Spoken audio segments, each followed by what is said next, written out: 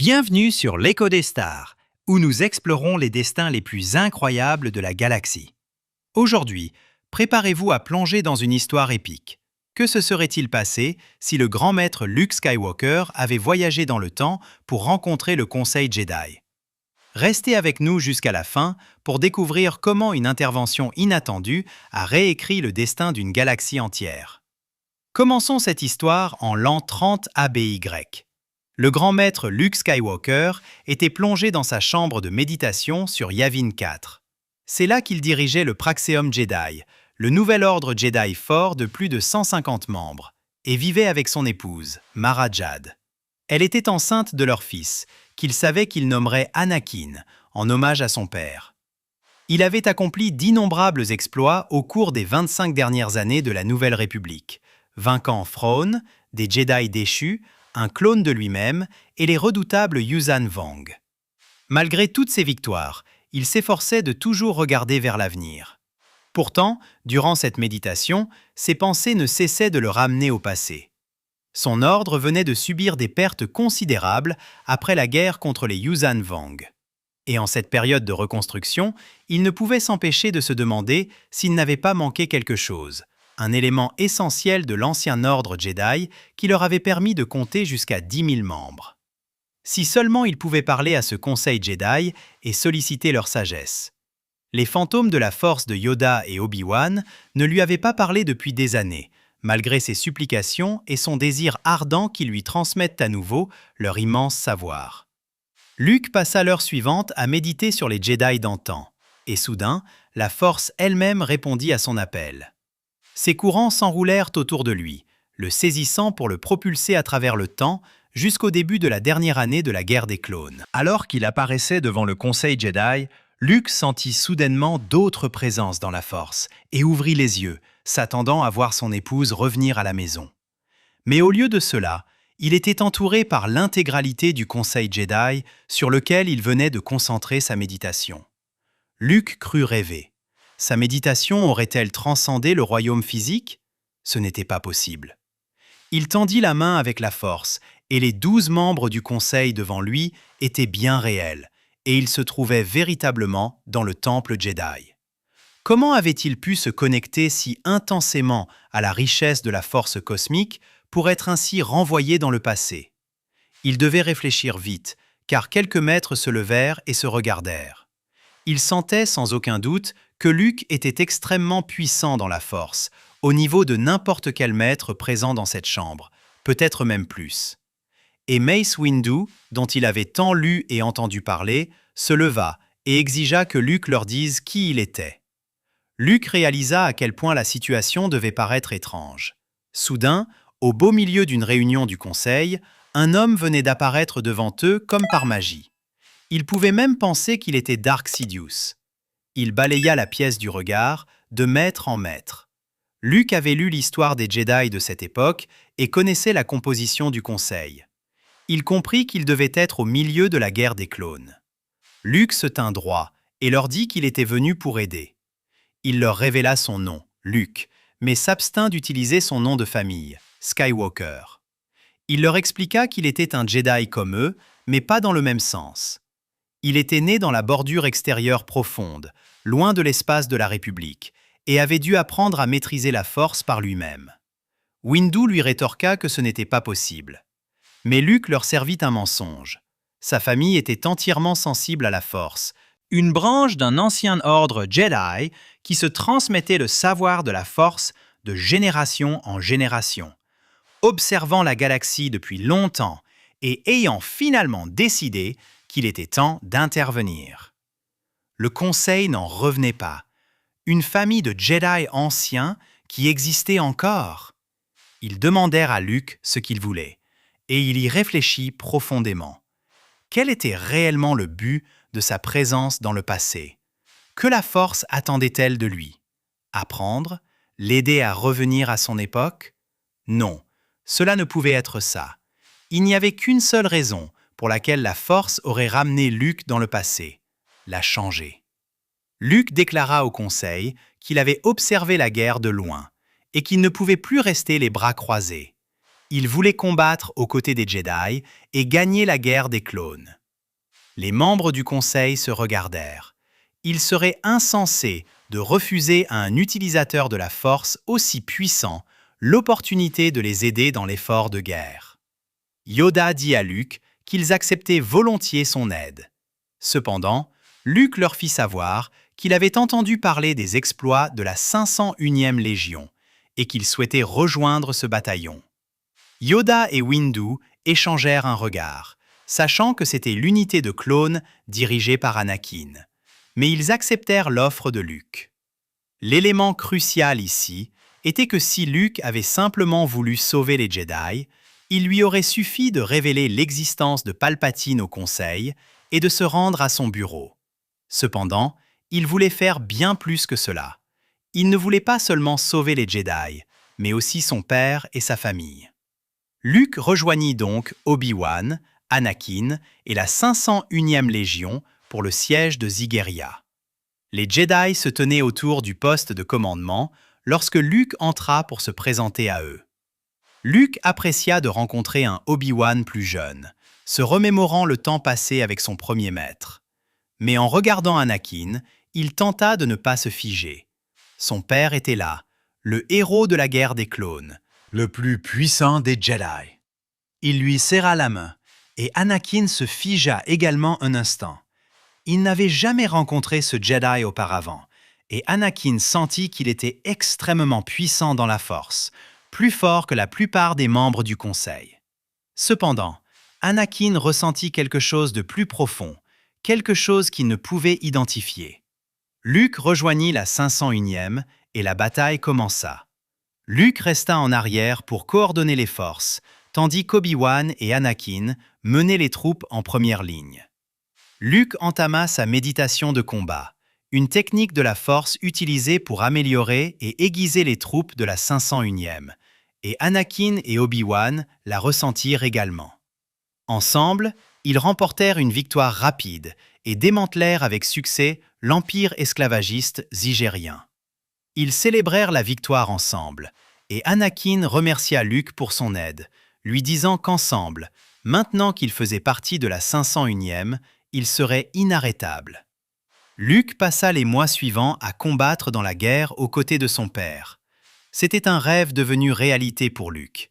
Il vivait la vie qu'il avait toujours désirée. Il vit son père dans toute sa gloire et le découvrit en tant que héros de la guerre des clones de près, ce qui ne fit que renforcer la détermination de Luke à vouloir le sauver. Il se rapprocha d'Anakin et d'Obi-Wan. Leur relation se forgea sur le champ de bataille. Ils menèrent de nombreuses missions ensemble, certaines frôlant la défaite, et ils s'entendirent merveilleusement bien. Au fil de ces mois, Obi-Wan et Anakin commencèrent à considérer Luke comme leur frère, un membre de leur famille, et ils devinrent le trio le plus célèbre de l'ordre Jedi et de la galaxie. Après chaque bataille, ils retournaient sur Coruscant, et Luke voyait Anakin s'éclipser après chaque mission. Et bien sûr, il savait où il allait, voir sa mère, Padmé. Un jour, Luke suivit Anakin jusqu'à son appartement terrasse, où il observa, depuis un speeder éloigné, Anakin entrer, portant de la nourriture, et étreindre Padmé après des mois de séparation, tous deux profondément amoureux. Cela réchauffa le cœur de Luke, mais l'attrista également à la perspective de ce qui aurait pu être. Luke savait que la guerre touchait à sa fin. La date de l'ordre 66 approchait à grands pas, et il savait qu'il agirait le moment venu. Lui et Anakin étaient loin dans la bordure extérieure et venaient de remporter leur victoire sur Anaxes, défaisant l'amiral Trench. La guerre arrivait à son terme. Le moment d'agir serait bientôt là. Il apprit à comprendre Anakin. Il était puissant, oui, extrêmement, mais aussi très émotif, et ses émotions prenaient souvent le dessus. Mais Luke réalisa que ce n'était pas entièrement de sa faute, mais aussi à cause de l'aversion de l'ordre Jedi pour les émotions. Anakin n'avait pas été formé à comprendre et à gérer ses émotions, mais plutôt à les ignorer, ce qui n'était certainement pas quelque chose que quelqu'un ayant grandi comme esclave jusqu'à l'âge de 10 ans pouvait faire. Après la victoire sur Anaxes, Anakin et Obi-Wan furent rappelés d'urgence sur Coruscant pour sauver Palpatine, qui avait été enlevé par les séparatistes. Ils emmenèrent la 501e Légion et engagèrent la flotte du général Grievous autour de la planète. Anakin et Obi-Wan montèrent à bord de leurs chasseurs individuels, tandis que Luke commandait depuis le destroyer stellaire Venator principal pour entamer sa méditation de combat. L'histoire se déroula de la même manière ici. Anakin et Obi-Wan abordèrent le vaisseau de commandement de Grievous et tuèrent Dooku pour sauver Palpatine. Cependant, Grievous réussit à s'échapper. Ils revinrent sur Coruscant en héros une fois de plus, mais vint le moment où les cauchemars d'Anakin concernant Padmé commencèrent. Luke réalisa que quelque chose n'allait pas lorsqu'Anakin quitta les chambres du conseil avec Obi-Wan. Il alla saluer son ami et demanda à Anakin comment s'était passée leur réunion. Mais Anakin lui répondit que cela s'était passé exactement comme il s'y attendait de la part du conseil, ajoutant qu'ils étaient plus forts que n'importe lequel d'entre eux et que c'était eux qui devraient diriger l'effort de guerre, avant de s'éloigner d'un air furieux. Luke se tourna vers Obi-Wan, demandant ce qui s'était passé. Obi-Wan raconta à Luke comment Palpatine avait nommé Anakin comme son représentant au Conseil Jedi, mais qu'il ne l'avait pas élevé au rang de maître, le grade qu'Anakin désirait et pensait mériter. Luke réfléchit à cela. C'était un coup de maître de la part de Palpatine, et il savait que cela montrait Anakin contre les Jedi. Ainsi, le plan final des Sith était en marche, et Luke ne resterait pas les bras croisés à regarder les événements se dérouler. Obi-Wan informa également Luke qu'Anakin avait été chargé d'espionner le chancelier, ce que Luke trouva une démarche intéressante de la part des Jedi. Il savait qu'Anakin était d'une loyauté insensée, et le Conseil lui demandait d'espionner son mentor, Palpatine, lui demandant de le trahir. Or, dans l'esprit d'Anakin, être déloyal était le plus grand des péchés. Luke savait pourquoi Anakin avait basculé du côté obscur. Son fantôme de la force du futur lui avait parlé de ses cauchemars concernant Padmé, et il savait qu'Anakin devait traverser cette épreuve maintenant. Cependant, le lendemain, Luke fut convoqué devant le Conseil, et on lui annonça qu'il irait sur Kashyyyk avec Yoda pour combattre les envahisseurs séparatistes. Luke réalisa pourquoi cela se produisait. Palpatine reconnaissait Luke comme un bon ami d'Anakin et un utilisateur puissant de la Force, et voulait l'éloigner d'Anakin et de Coruscant au moment où il exécuterait l'Ordre 66. Luke accepta devant le Conseil, mais lorsqu'il rencontra Yoda dans le chantier naval, il dit au grand maître qu'il ne pensait pas devoir partir en mission. Il croyait, au fond de la Force, que sa place était ici, sur Coruscant, et que la fin de la guerre était proche. Yoda y réfléchit et dit à Luke qu'il faisait confiance à son jugement. Mais Luke demanda également à Yoda de garder le secret, car il pensait que l'envoi sur Kashyyyk était l'œuvre des Sith et voulait que cela reste caché. Yoda accepta et ne signalerait pas sa disparition. Pendant ce temps, Luke passa les jours suivants à espionner Anakin. Il l'observa passer du temps avec son épouse sur leur balcon et aussi dans le bureau de Palpatine, soi-disant pour l'espionner. Mais Luke se faufila également à l'opéra, se rendant à la loge située juste au-dessus de celle d'Anakin et de Palpatine, et dissimula sa présence dans la Force. Luke entendit toute la conversation, Palpatine admettant qu'il savait tout sur les Jedi et la mission d'espionnage d'Anakin. Mais ce qui intrigua le plus Luke fut le récit de Dark Plagueis le Sage. Luke avait lui-même lu le journal de Plagueis, intégré au livre des Sith par Palpatine, son maître, qui pouvait contrôler les midi-chloriens pour créer la vie. Cependant, Luke connaissait la vérité. Plagueis n'avait pas maîtrisé le pouvoir sur la vie et la mort. Il s'en était approché, mais Luke savait que l'histoire était exagérée. Pourtant, Luke le sentit, l'attraction d'Anakin vers le côté obscur, demandant à Palpatine s'il était possible d'apprendre le pouvoir de Plagueis. Et Palpatine de répondre à Anakin « Pas d'un Jedi ». Palpatine était doué, extrêmement doué, peut-être le plus grand manipulateur que la galaxie ait jamais connu. Et il pouvait sentir le basculement en Anakin. Luke savait qu'il devait agir vite. Pendant ce temps, Obi-Wan fut envoyé sur Utapau, et Anakin était complètement isolé, avec seulement Palpatine à ses côtés sur Coruscant. Luke décida de se rendre chez Anakin, non pas pour le rencontrer lui, mais Padmé. Padmé avait entendu parler de Luke par Anakin et l'invita à entrer. Mais Luke ne pouvait se défaire de la gêne de rencontrer sa mère pour la première fois. Il n'arrivait pas à croire que c'était elle, et son cœur était rempli d'amour. Ils s'assirent, et Luke dit à Padmé qu'il avait besoin de son aide. Il lui expliqua que la guerre contre les séparatistes touchait à sa fin, mais que ce ne serait pas la fin des combats, qu'à la place, Palpatine trahirait la République pour créer un empire, et qu'il avait besoin d'Anakin pour cela. Il lui révéla que Palpatine était un seigneur Sith, l'ennemi des Jedi, et qu'il tentait de faire basculer Anakin du côté obscur en jouant sur ses cauchemars de la voir mourir en couches. Padmé fut sidérée, à la fois par l'horrible futur que Luke dépeignait et par le fait que Luke connaissait sa relation avec Anakin. Elle demanda à Luke comment il pouvait en être si sûr, et il lui répondit qu'il avait vu l'avenir, mais qu'il n'était pas trop tard pour le changer. Elle demanda à Luke comment, et il lui dit qu'il la contacterait le lendemain et qu'elle devrait agir au bon moment, lorsqu'Anakin serait le plus tourmenté, car elle était la seule à pouvoir la sauver, elle et leurs enfants. Padmé hocha la tête, sa détermination renforcée, mais demanda aussi à Luke ce qu'il entendait par enfant, et Luke sourit, lui disant qu'elle le savait déjà. Alors que Luke s'apprêtait à partir, le maître Windu l'appela au hangar. Ensemble, ils se tinrent autour de la console de communication alors qu'ils recevaient un rapport du commandant Cody confirmant qu'Obi-Wan avait tué le général Grievous. Luke demanda où se trouvait Anakin, et on lui répondit qu'il était en train d'informer le chancelier qu'Obi-Wan avait engagé le combat avec Grievous. Windu leur dit qu'ils pouvaient les rejoindre et partager la nouvelle de la chute de Grievous. Ils se dirigèrent vers leur LAAT. Luke les accompagnait pour accomplir cette tâche et retirer les pouvoirs d'urgence à Palpatine. Cependant, en chemin, Anakin se précipita vers Luke et Windu. Windu demanda à Skywalker ce qui n'allait pas, et celui-ci révéla la vérité qu'il venait d'apprendre. Palpatine était le seigneur Sith, Dark Sidious. Windu n'arrivait pas à y croire, et Anakin dit au maître qu'il devait les accompagner lorsqu'il le confronterait. Mais Windu lui ordonna de rester dans les chambres du conseil jusqu'à leur retour. Cela mit Anakin en rage, alors que les Jedi montaient à bord du vaisseau.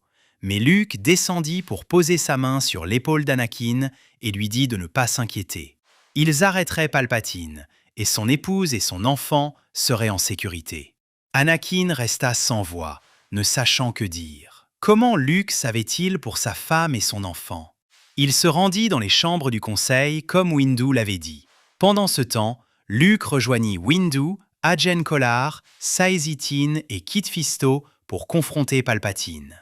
Mais pendant qu'il volait, Luke envoya secrètement un message à Padmé, lui disant que le moment était venu. Mace Windu déclara Palpatine en état d'arrestation, mais bien sûr, le seigneur Sith n'aurait jamais accepté cela. Il décréta les Jedi traîtres et alluma sa lame rouge.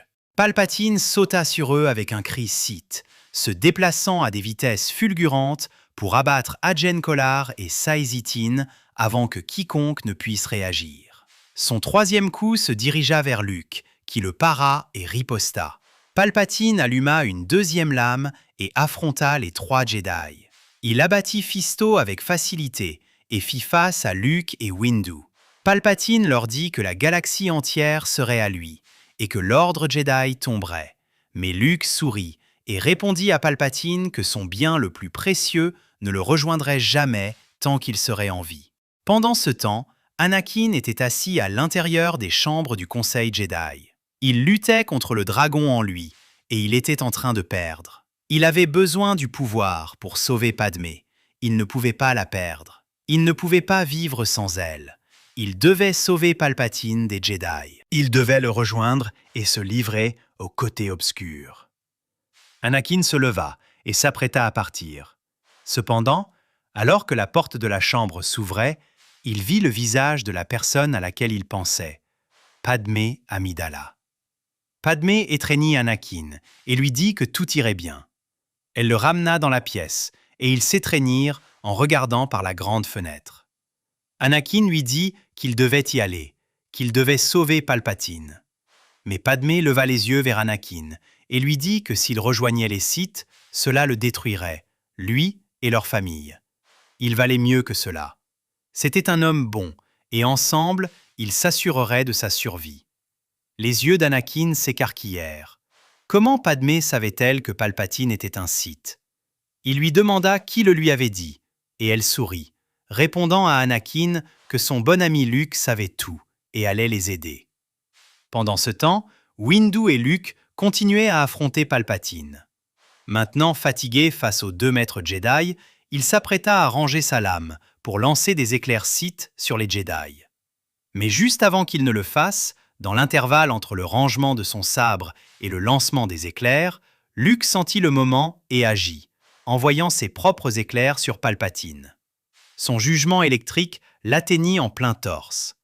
Palpatine fut projeté à travers la pièce, et avant qu'il ne puisse se ressaisir, Windu était sur lui coupant la main, et ils placèrent Palpatine en état d'arrestation. Dans les heures qui suivirent, de nombreux événements se déroulèrent. Le Conseil se réunit pour discuter de ce qui s'était passé. Après cela, ils prirent temporairement le contrôle du Sénat et révélèrent les plans de Palpatine d'utiliser l'Ordre 66 et les puces inhibitrices implantées dans les clones pour anéantir les Jedi et prendre le contrôle de la galaxie. De plus, avec la mort de Grievous, la guerre était terminée et ils entamèrent le processus d'élection d'un nouveau chancelier. Luke se tint devant les chambres du Conseil et fut félicité pour son rôle dans la défaite des Sith. Windu déclara personnellement qu'il ne pensait pas qu'ils auraient pu y arriver sans lui. Tous s'inclinèrent et déclarèrent que Luke se verrait accorder le rang de maître Jedi et un siège au Conseil s'il le souhaitait. Luke accepta et prit place. Cependant, il savait que ce ne serait pas pour longtemps, car sa place n'était pas dans le passé. Anakin et Padmé ne virent pas Luke les jours suivants, et pendant ce temps, les cauchemars d'Anakin avaient cessé, ce qui lui fit croire que Padmé n'était plus en danger. Padmé entra en travail et donna naissance avec succès à Luke et Leia. Et ensemble, dans la solitude de leur foyer, ils discutèrent de la marche à suivre. Obi-Wan les rejoignit et ils débattirent en profondeur, concluant qu'Anakin n'était plus nécessaire en tant qu'élu. Les Sith avaient disparu et près de 10 000 Jedi restaient. Anakin conclut qu'il avait le droit d'être égoïste et décida de quitter l'ordre Jedi pour élever sa famille. Au cours des jours suivants, il déménagea à la maison du lac de Naboo avec sa famille. Et après une semaine, Luke décida de les rejoindre. Il avait gardé ses distances après la capture de Palpatine, car il ne voulait pas influencer la décision qu'Anakin et Padmé prendraient, leur laissant ce choix. Il arriva à la maison du lac et savait qu'il avait des explications à donner. Luke, Anakin et Padmé se tenaient sur le balcon. Tandis qu'Anakin et Padmé lui demandaient comment ils connaissaient leur mariage et les cauchemars d'Anakin, Luke tendit les mains le long de la balustrade en pierre pour les regarder tous les deux, le même feu dans leurs yeux que dans les siens, et leur dit que c'était parce qu'il était leur fils. Son nom, Luke, n'était pas une coïncidence. Cependant, il venait de 49 ans dans le futur. Ils n'arrivaient pas à y croire et restèrent absolument sans voix, tandis que Luke continuait en leur expliquant qu'il ne venait pas de cette époque, mais d'une époque plus sombre, où les machinations de Palpatine avaient porté leurs fruits, où il contrôlait la galaxie en tant qu'empereur et où Anakin se tenait à ses côtés. Cependant, la Force l'avait envoyé dans le passé pour changer les événements et sauver son père. Anakin resta silencieux et réalisa à quel point la présence de Padmé, qu'il avait rejoint dans les chambres du Conseil, avait été décisive. Si elle n'était pas venue, il aurait sauvé Palpatine et rejoint le côté obscur. Anakin dit à Luke de les rejoindre maintenant sur Naboo, de rejoindre leur famille. Cependant, Luke regarda le lac de Naboo, l'eau scintillante, le terrain luxuriant, et se demanda ce qu'aurait été sa vie s'il avait été le Luke de cette ligne temporelle.